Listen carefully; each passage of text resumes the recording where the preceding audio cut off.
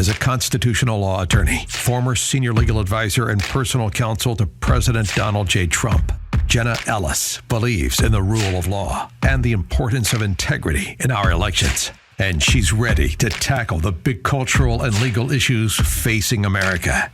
This is the Jenna Ellis Show. Here is your host, Jenna Ellis. Hello, friends, and welcome to another episode of the Jenna Ellis Show. Well, Nikki Haley has announced that she is running for president. So she is the first female on the Republican side to announce her candidacy. And so what does this mean for Donald Trump? And does this mean anything for Ron DeSantis?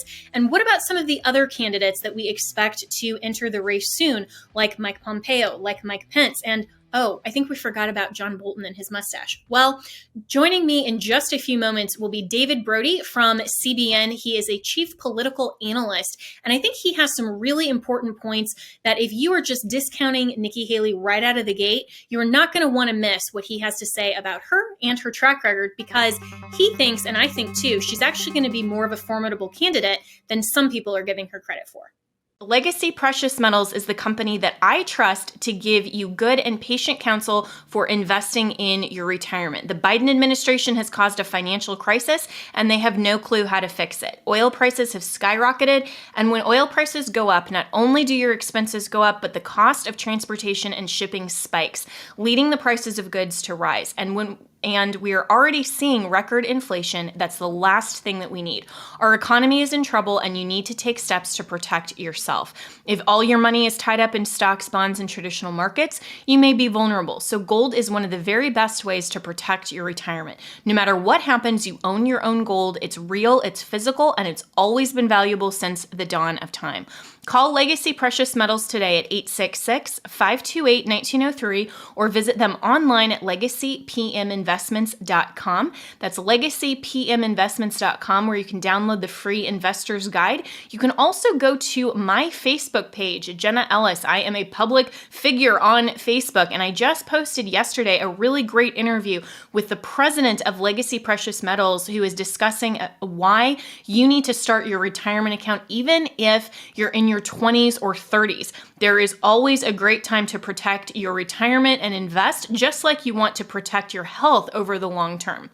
So go to Legacy Precious Metals at legacypminvestments.com or call 866-528-1903. So joining me now to discuss all of the political activities over the last 24 hours is my good friend David Brody, who is the senior political analyst at CBN, the Christian Broadcasting Network, not to be confused with CNN, the fake news. So we were talking the other day that there's only one letter of difference, David, but it is a really big difference. So thanks so much for joining me. But I want to get first your response to Nikki Haley jumping into this race. Do you think she even has a shot, or what on earth is she doing?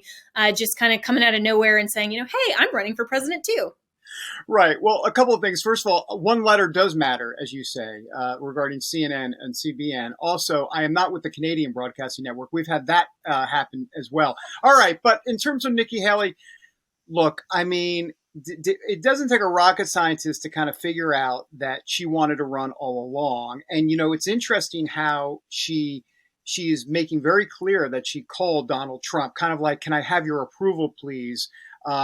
Even though that wasn't what this was really about at all, but she wants to make it seem that way. So what do I make of it? Look, I think there's three tiers. I mean, I think there's the Trump lane. I think there's the DeSantis lane if and when he gets in, and the expectation is he will get in. And then I think there's everybody else. And I think Nikki Haley is on the top of that everybody else list. I mean, she checks a lot of good boxes, especially in the evangelical world. We can talk about that in a moment. We're going to hear from the populist crowd. We're going to hear from that. I call them the 10 percenters, if you will. What I mean by that is the Kevin McCarthy rebel rousers in the House, those folks, about that she's a globalist. And we're going to look, there's a lot to nitpick on Nikki Haley. There's no doubt. But she comes from this line, as you know, Jenna, of that traditional kind of Reagan-esque conservatism. Some will start to say George W. Bush. Some might say George H.W. Bush, which if you add an H to the W, it might get even worse for Republicans. So look, I think that there is an opportunity for her, but everything has to go right. And that means things have to go wrong for Donald Trump and things have to go wrong for Ron DeSantis. but she's around and she's tough. I mean, let's not play around with her. She's got some potential here, but once again, she doesn't start out in any sort of vaulted position, but I think she's better than a 1%er for sure. I mean, John Bolton and his mustache are going to get, 0.000. I mean, maybe a potential negative number with John Bolton. Yeah, I forgot that John Bolton actually announced it. I think everybody. His mustache is the running mate. His mustache is the running mate, I believe. There you go. Yeah, the ticket is complete. It's just Bolton and his mustache. That's great. But and the difference between H.W. Bush and again, the one letter difference. It really does matter. But I really love your perspective here, David, because you've been around politics and in the room where it matters, not to quote Bolton again, but around a lot of these public figures who have been sort of the Reaganist conservatives that the more populist movement and the MAGA movement would easily brush aside and say, oh, well, she's a globalist, so therefore she's out. But I mean, look, DeSantis is being accused of being a globalist as well. And I think a lot of these terms, whether or not they have merit, are attached far too easily to some contenders that may have a stronger base than we initially think. But let's talk first just about her relationship with Donald Trump, because she's been very open after she left the administration and when she was no longer the UN ambassador, that when Trump called her and said, hey, I want you to serve in this position, she said, okay, well, here's kind of my list of demands basically to actually accept that position. And one of them was that she would report directly to him. And if you know anything about President Trump, to the people who are listening, that's his style anyway. I mean, he has a very just, one man and then everybody else underneath him. There's not really an org chart. At least that was my experience as well with the campaign and also serving as personal counsel to him. I mean, I reported directly to him, but a lot of other people did as well. And so that kind of relationship, I mean, she was very close with him. So he posted on Truth Social later yesterday that said, Nikki has to follow her heart, not her honor. She definitely should run. What do you make of that statement? I mean, I kind of perceived it as a little bit sarcastic from him. But he's obviously not attacking her in the same way that he's openly attacking DeSantis. So what does that tell you? Well, when he said the word honor, you can translate that to the loyalty, line that he's talked about DeSantis with, that loyalty line. I think he feels it with Nikki Haley, but not so much right now. If she becomes more of a threat, then honor becomes disloyalty, becomes, it just begat. I mean, I think that's kind of where we're at with Trump. Look, I got to tell you, Jenna, I actually think he likes her. I mean, I think he likes her because she's tough. She's pretty no nonsense. Yeah, she dances around the issues like a politician. They all do it. But at the same time, I think he respects her, actually. And I think that she's different than a Mike Pompeo or a Ron DeSantis or a Mike Pence. And here's why. Stylistically, she's much different. And I don't just mean that because she's a woman. I'm talking about because she has a retail politicking skill that is very likable. She comes across as someone that you can relate to. Mike Pompeo and Mike Pence and Ron DeSantis, it's kind of the gruff crowd. When I say the gruff crowd, definitely with DeSantis and Pompeo.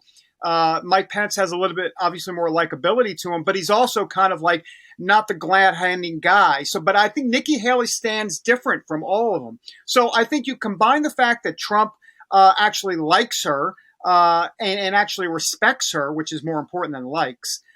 And then you combine the retail politicking side of it.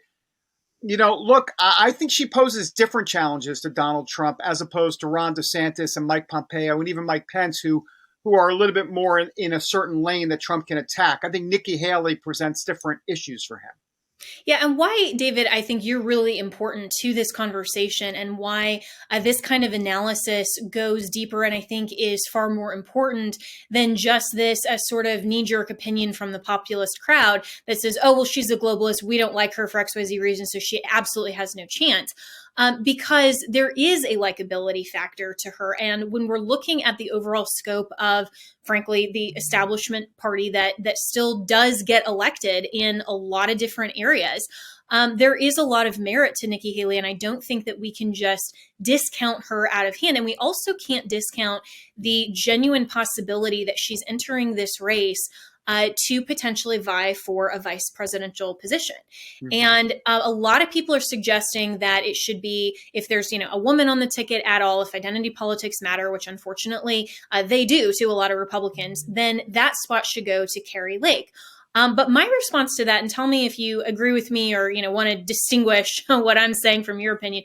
But I don't think that Trump is likely to pick someone like a Carrie Lake because she doesn't actually add any value to his ticket in terms of translation to votes. If you look at how he selected Mike Pence back in 2016, it was very carefully calculated to make the evangelical base trust him. And it worked because I heard over and over from people who previously did not support Trump when he came out and picked Mike Pence, who was then the governor of Indiana and has been a stalwart evangelical, very highly respected in those circles. Now, today there's a lot of different opinions on that, but at the time, very well respected among evangelical conservatives. And so that brought a level of credibility to say, well, Trump heard us, and that value added of that entire voting bloc was huge to push him over the win. I just don't see that Carrie Lake adds anything. I mean, she's even more populist extreme, if you can believe that, than Donald Trump. So I think somebody like Nikki Haley might actually be value added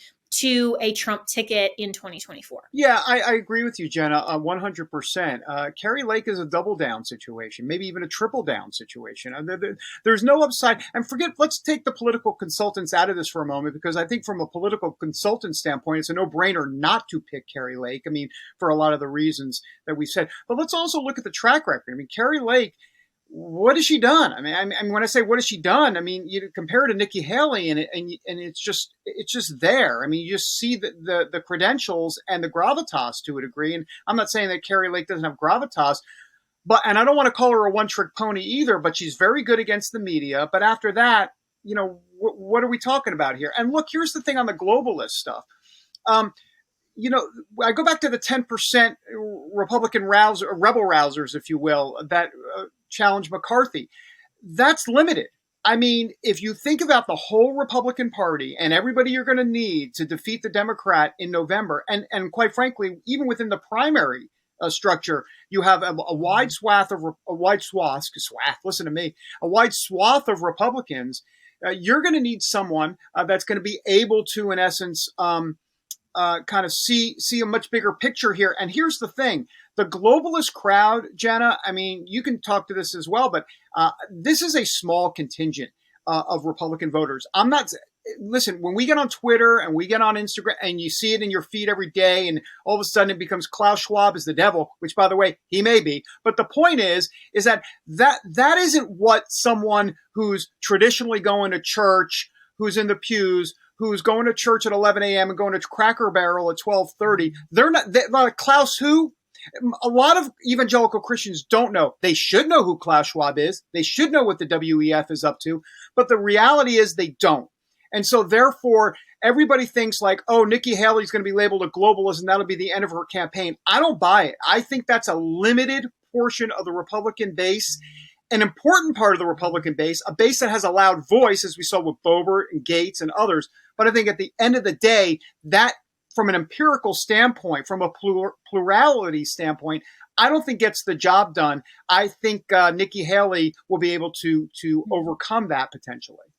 Yeah, and I think that's a great point, David, that it is limited to the sphere that hears it and buys into it. So, if you're talking about the people who get their news from Telegram conversations, then yes, this is going to be a big talking point. But if you look at the Republicans that by and large just have, some of the mainstream media channels in their living rooms over dinner, this isn't going to be that talking point. I mean, you're not going to hear somebody like a Sean Hannity on Fox News call Nikki Haley a globalist. I mean, they're going to speak very favorably of her. And, let's be honest, she does have a good track record of some of what she did during her stint in the United Nations. We all were applauding that. And so this kind of disloyalty, to use Trump's terminology for it, after her stint in the Trump administration was kind of a belated response to how differently her public persona and the impression of her was while she was in the administration. It was very, very favorable. And, and so you contrast that a little bit. I want to get your take on,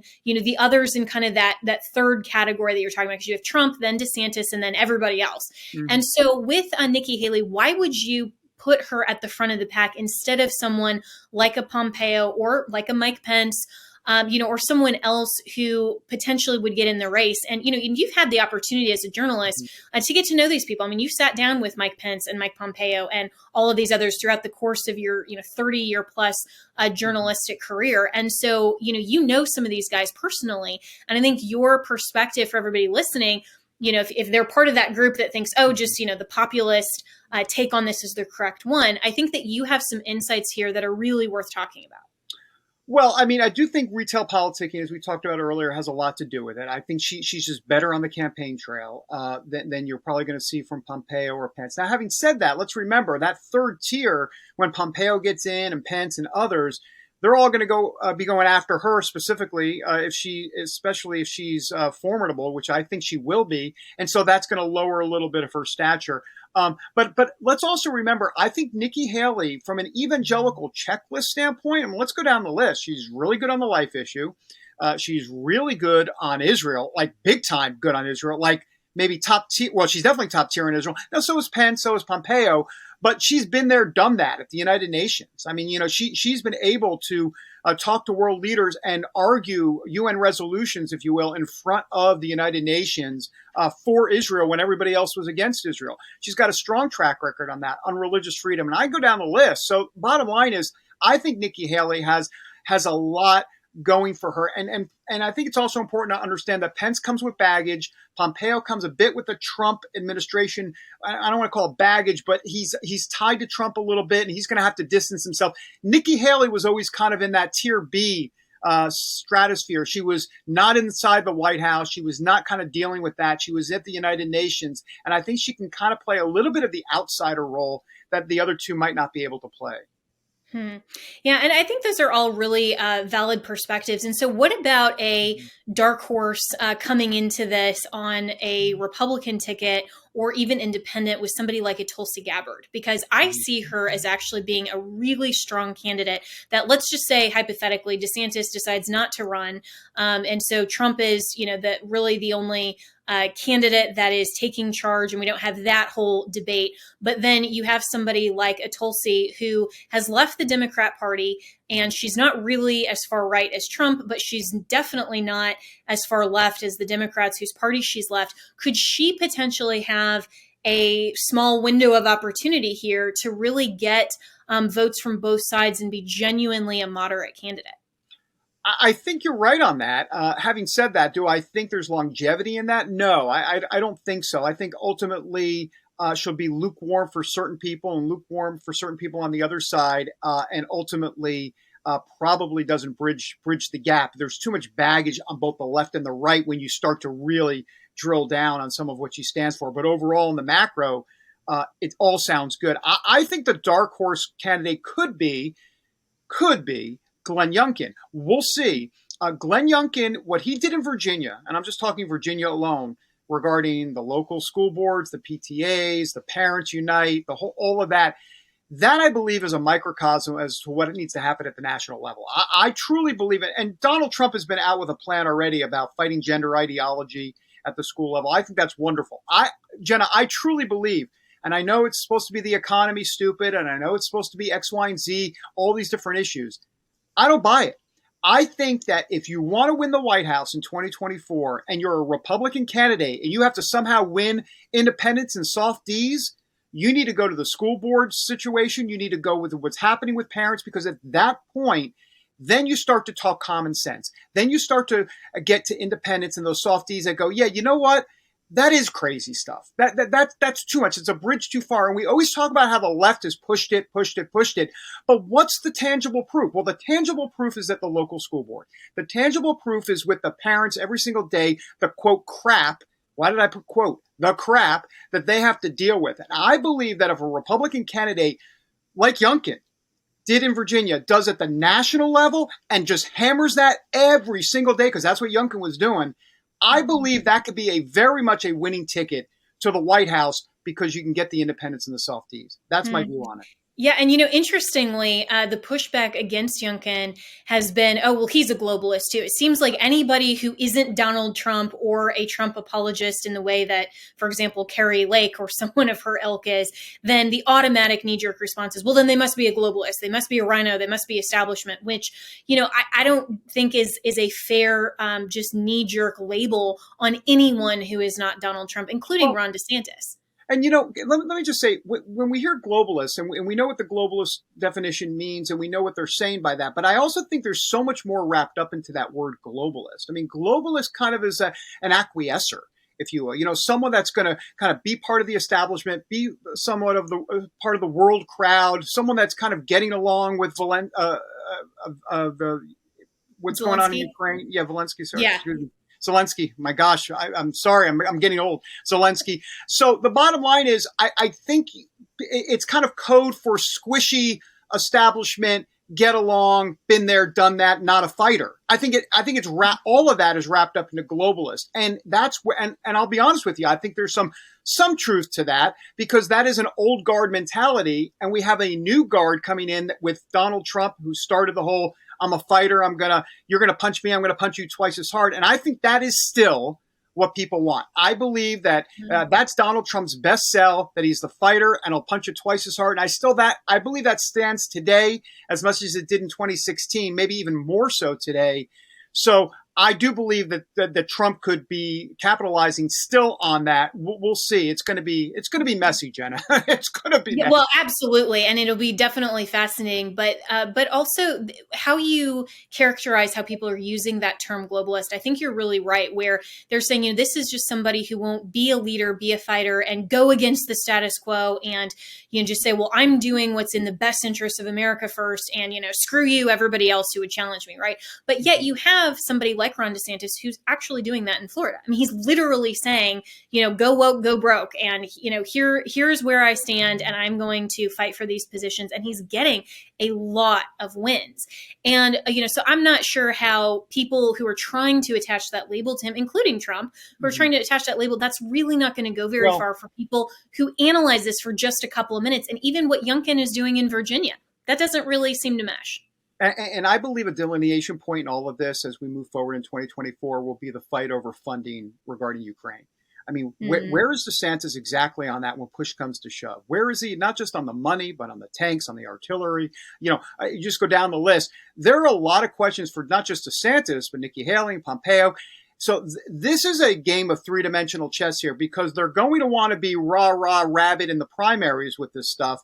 But they got to then potentially pivot to a general election, especially DeSantis. So I'm curious where DeSantis has not been pushed on this all that much. And I think that's where Trump can make some hay against DeSantis, not just on the Ukraine stuff. That's the delineation. That's the news headline. But take that and morph that into that bigger globalist conversation we're having. So if he's a globalist on Ukraine, what does that mean for him to stand up to the establishment, to be someone that's going to be, okay with X, Y, and Z in terms of Afghanistan or wherever we're at next in the world. So I think that's an interesting line to watch. Yeah, and I totally agree with you, because there are even clips that have surfaced from Ron DeSantis' time as a member of Congress that would suggest that he would potentially be for funding Ukraine. And so where he takes that stand, I hope that journalists like you, and if he ever comes on this show, I've invited him a number of times. He really hasn't gotten a lot of opposition media throughout his time as governor, which I find really fascinating, because Trump never shied away from any oppo media, even if ultimately, people said, oh, this really wasn't a great interview for you. He said, no, it was media. And so therefore I'm getting my message out, where DeSantis is taking a little bit different approach. He's only going on a lot of friendly shows, and they haven't asked him a lot of these types of questions. And I think that we need to ask everyone these types of questions, because you're right. then whoever is the nominee is going to have to contend in the general election. So in just the last 2 minutes I have with you, David Brody, let's talk about the Democrat side of the ticket. So rumor has it that, Joe Biden is going to potentially announce his candidacy yet again and running for re-election. Whether or not the documents have anything to do with trying to kind of force him out, I think remains to be seen. But the two bigger names that I've seen floated are Michelle Obama and Gavin Newsom. Any thoughts on whether or not that's likely, or who else am I missing? I think the Gavin Newsom one is likely. Michelle Obama has given a sense that I don't think she's going to get in. Now, having said that, if she does, hey, Jenna, I'm looking at you straight up. All bets are off. I mean, if Michelle Obama gets in, that is a tough race for Republicans. Let's just be honest. Yeah, we can nitpick any Republican, because she's very popular. We can nitpick all day long on Michelle Obama, but it ain't going to matter. I mean, she's kind of like the Oprah of politics, and I'm telling you that's a problem for Republicans if she gets in. I don't think she's going to do it. There's been articles written. This is not me saying this. Is articles written about her and the interviews that she's given as it relates to some of the things she's going through later in life as it relates to physiological changes in her body. And we'll just leave it there. But the menopause issues. And she has talked about this has been a struggle for her, from weight gain to ups and downs. And so I'm not quite sure if this is the right time for her based on everything she personally has said. So we'll see. But those are the two that I'm hearing. Gavin Newsom, once again, back to John Bolton and the mustache, Gavin Newsom's hair would be his running mate. And the hairspray would come. The American people would have access to his hairspray collection, which could be a potential good thing for Gavin, or actually a bad thing for Gavin Newsom and the American people. Yeah, absolutely. And, Gavin and his hairspray. But, anyone else potentially from the Democrat bench that like a 2008 situation with Barack Obama, who, he wasn't this national figure, but kind of was a chosen one. And he rose out of the ranks of Congress to then suddenly be, this knight in shining armor for the Democrats that went on to wild popularity. And they basically, groomed has a bad connotation these days, but they basically had him ready to ascend to being their nominee. So anyone potentially in Congress or in other Democrat governorships that you could see them kind of pulling another Barack Obama of 2008. I don't really see it right now. I mean, there might be a few out there. I mean, obviously, when you think of the Senate, you think of, and I'm just going to say the name, Elizabeth Warren. But my gosh, I mean, what is she, 70 plus now? What does it matter, right? She's young, I guess, compared to others. But, Elizabeth Warren maybe. And Elizabeth Warren has an interesting story as it relates to economic populism. I think that actually is an interesting perspective. But other than that, I mean, I know there's been talk about AOC or Stacey Abrams. Well, I mean, come on. I mean, Stacey Abrams can't even win Georgia. So, no, I don't see it. But you never know. I don't. With Obama, there was a sense that he was the up and coming kind of rising star even before he was the star. I don't see that right now in the Democrat Party. They have a very weak bench. They don't have people right now, at least that are of age to run for president. Right. And no, I agree with you. I mean, Cory Booker, I think with his I am Spartacus really, really tried, but I don't see it. I agree with you that I don't think that they have really that wide of a bench unless, there's somebody that will come forth over the next, 18 months or so. And we do still have quite a long way before 2024. But, we have to talk about all these things because it's so fascinating and interesting. But David Brody, we have to leave it there. And thank you so much for your insights. I think for people who, want to just discount Nikki Haley right out of the gate, I think your perspectives and kind of a holistic approach to her track record, who she is, where she's been is really important to discuss. So thanks for dropping by today. Thanks, Jenna.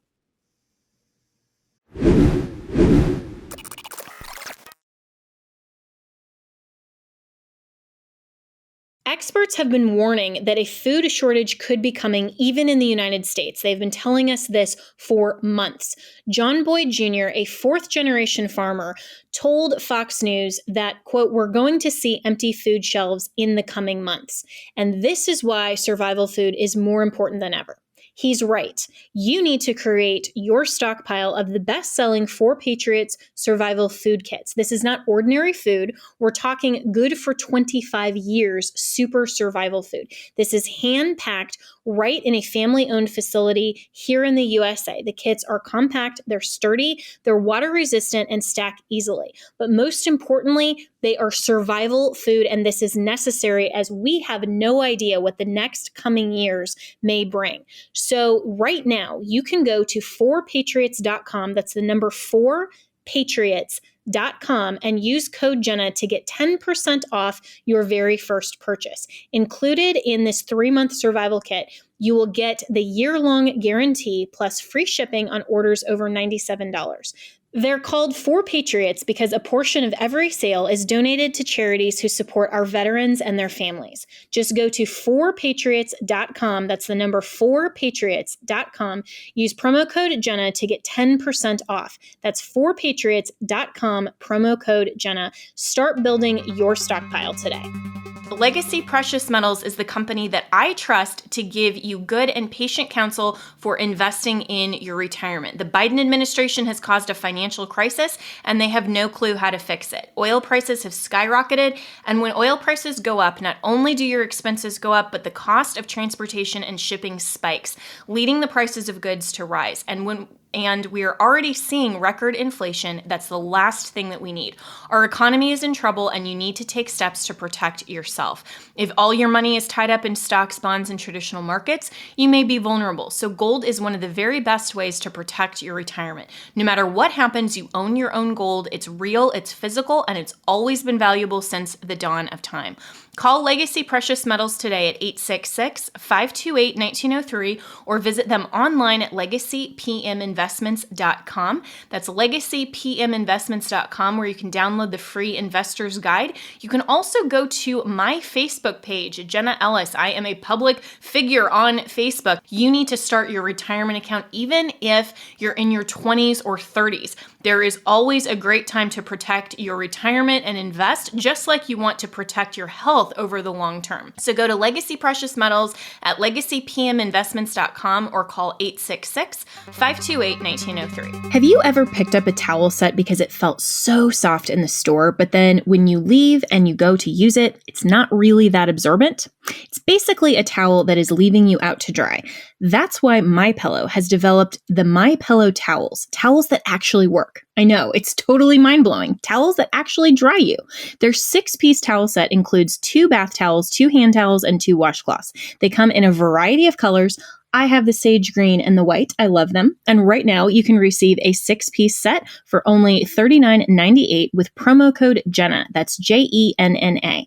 So go to mypillow.com right now and click on the radio listeners special. MyPillow products come with a 10-year warranty and have a 60-day money-back guarantee. So to receive this amazing offer on the 6-piece towel set of MyPillow towels, just go to mypillow.com, click on the radio listener special, and enter promo code Jenna, that's Jenna, or call 1-800-564-8475. That's mypillow.com, promo code Jenna.